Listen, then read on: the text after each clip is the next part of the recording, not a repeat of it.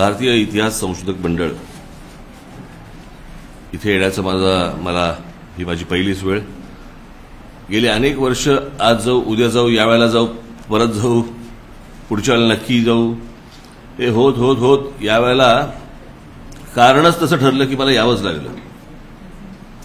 आज हे संपूर्ण मंडळ आणि हा जो ठेवा आहे मला असं वाटतं प्रत्येक भारतीयांनी तो नजरेखालून घातला पाहिजे.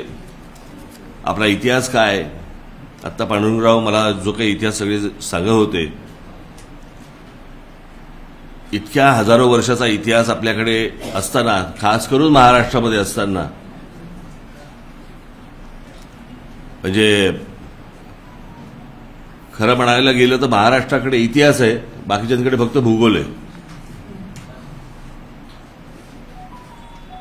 पण हा इतिहास आपण कशी वाटचाल करत आलो, आपण जर इतिहासाकडे दुर्लक्ष केलं तर भविष्यात त्याचं काय होतं. मी एकदा बाबासाहेब पुरंदरेंकडे बसलो असताना बाबासाहेबांनी मला फार छान सांगितलं होतं की मी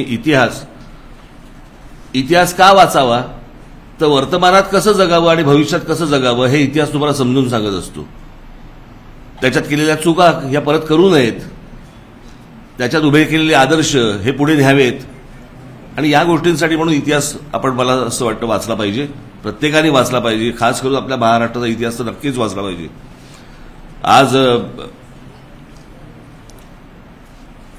ही सगळी संस्था सगळी पाहत असताना आम्ही सगळ्या संस्थेच्या लोकांना, माझे मित्र प्रदीप रावत, सर्व त्यांचे सहकारी, कुलकर्णी मॅडम आणि इतर सगळेच जण, हे सगळं पाहत असताना मला माझ्याकडनं काहीतरी करावं असं वाटतंय. आणि म्हणून मी महाराष्ट्र नवनिर्माण सेना या पक्षातर्फे, माझ्या सर्व सहकाऱ्यांतर्फे मी अजून जास्ती करणारच आहे, परंतु मी आज पहिली वेळ म्हणून मी आज संस्थेला 25 लाख रुपये मी आज माझ्या पक्षातर्फे मी जाहीर करतो.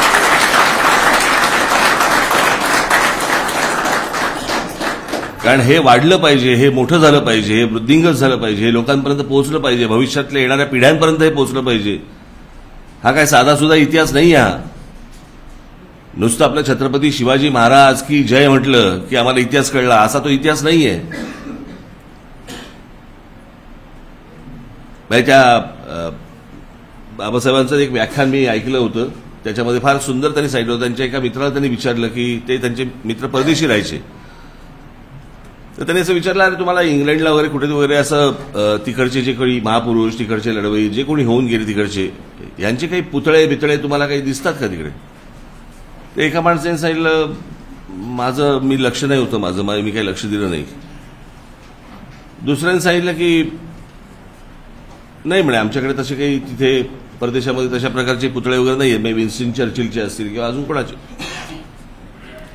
त्या माणसाने सांगितलेलं वाक्य फार महत्वाचं होतं की विन्स्टन चर्चिल असो किंवा तिकडचे महापुरुष इतर जे कोणी असोत, ते म्हणत आम्हाला पुतळे उभे करायची गरज नाही, कारण प्रत्येक ब्रिटिश रक्तात ते महापुरुष सामावलेले आहेत. त्याच्यामुळे त्यांचा वेगळा जय जयकार करावा असं काही वाटत नाही आम्हाला. आमच्या अजून रक्तामध्ये शिरायचं आहे, इतिहास शिरायचा आहे, हे महापुरुष शिरायचे आहेत, आम्हाला माहिती नाहीये. आम्ही आमच्याकडच्या महापुरुषांना जातीत पाहतो आणि जातीतनं आम्ही इतिहास वाचायला सुरुवात करतो. हे आजचा सध्याचं महाराष्ट्राचं राजकारण आहे. असो, त्याच्यावरती मी बाहेर बोलीन, संस्थेत नको. पण मला खरंच आज बलकवडेजी, मला खरंच आनंद झाला या सगळ्या गोष्टी पाहून. हे सगळं विलक्षण आहे, अद्भुत आहे.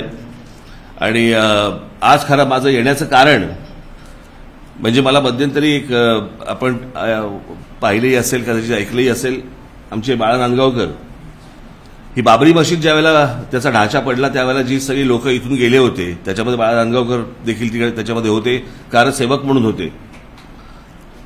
आणि तो ढाचा पडल्यानंतर तिकडे ज्या विटा होत्या त्यातली एक वीट त्यांनी त्यावेळेला 1-2 विटा मला असं वाटतं त्यांनी ती उचलून तिकडनं घेऊन आले. गेले अनेक वर्ष त्यांच्याकडे त्या होत्या, काल परवाकडे ते माझ्याकडे आले आणि त्यांनी मला सुपूर्द केली. आता मी म्हटलं मी काय करू याचं. पण ती वीट पहा, आपण त्याचं वजन बघा, ती वीट पहा, म्हणजे तुम्हाला साधारणपणे त्यावेळेची स्ट्रक्चर्स कशी उभी राहायची याचा अंदाज आपल्याला येईल. ते काहीतरी एक हातोडा मारला आणि बाबरी मशीद पडली असं नाही येते, त्याला खूप वेळ लागलाय. कारण कन्स्ट्रक्शन चांगली असायची आणि कन्स्ट्रक्शन चांगली एवढ्यासाठी असायची कारण टेंडर्स नाही निघायची. जो लोएस्ट आहे त्यांनी मशीद बांधावी वगैरे असं काही व्हायचं नाही तिकडे. तर ती आज वीट मला असं वाटतं मी माझ्या घरात ठेवून काय करू आणि बाळा हनगावकर त्यांच्या घरात ठेवून काय करणार. आज ती वीट जर इतिहास संशोधक मंडळामध्ये मला ती द्यावीशी वाटते आणि मी ती देण्यासाठी म्हणून मी आज इथे आलोय. आता ती बाबराच्या काळातली आहे का 100 वर्षापूर्वीची आहे काय तिथल्याच कुठच्या ती कोणी बांधली काही मला माहिती नाही. त्याच्यावर संशोधन होणं गरजेचं आहे. ती कधीची वीट आहे कळणं गरजेचं आहे. त्याच्यावरती जे इतर अभ्यासक असतील त्या अभ्यासकांनी येऊन त्याच्यावरती रिसर्च करणं गरजेचं आहे आणि त्याच्यासाठी म्हणून एका चांगल्या संस्थेच्या हातात ती वीट जावी असं मला वाटलं आणि म्हणून मी आज ती देण्यासाठी म्हणून फक्त इथे आज आलोय. कुठे आहे ती संस्थेने ही जी वीट आहे ही मी आलो ही स्वीकारावी एवढी एक इच्छा व्यक्त करतो आणि आपली सर्वांची रजा घेतो. धन्यवाद. एबीपी माझा, उघडा डोळे बघा नीट.